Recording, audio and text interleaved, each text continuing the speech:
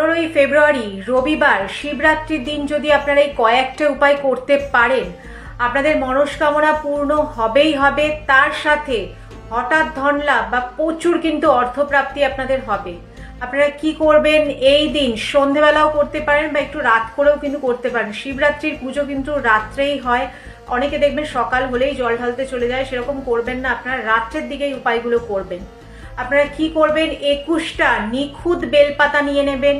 বেলপাতা দেখবেন যে দিকটা মানে একটু চকচকে বা তেল তেলে যে দিকটা হয় সেই দিকটায় চন্দন দিয়ে এই মন্ত্রটি লিখবেন, ওম নমঃ শিবায় নমঃ। এই মন্ত্রটি 21টা বেলপাতায় লিখলেন, লিখে যেভাবে আপনারা শিব পুজো করেন করে নিলেন, দুধ গঙ্গা জল বা পঞ্চামৃত দিয়ে অভিষেক করে নিলেন। তারপরে এই 21টা বেলপাতা কিন্তু আপনারা শিবলিঙ্গে অর্পণ করবেন, করে নিজের মনস্কামনা জানাবেন।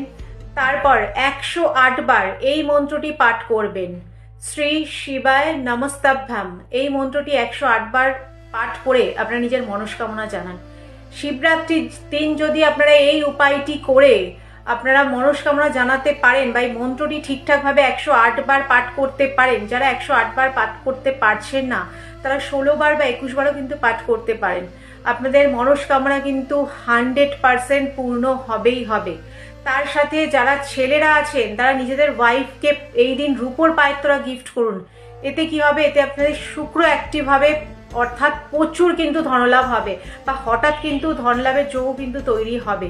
আর যারা প্রেম করছেন তারা বিএফরাও জিএফকে কিন্তু এরকম আপনারা পায়ের গিফট করতে পারেন। সেম আপনাদের রিলেশন কিন্তু ভালো হবে, তার সাথে কিন্তু প্রচুর অর্থপ্রাপ্তি হবে।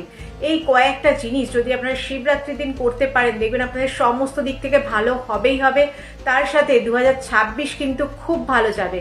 যারা মহাদেবকে মানেন তারা কমেন্টে হর হর মহাদেব লিখুন।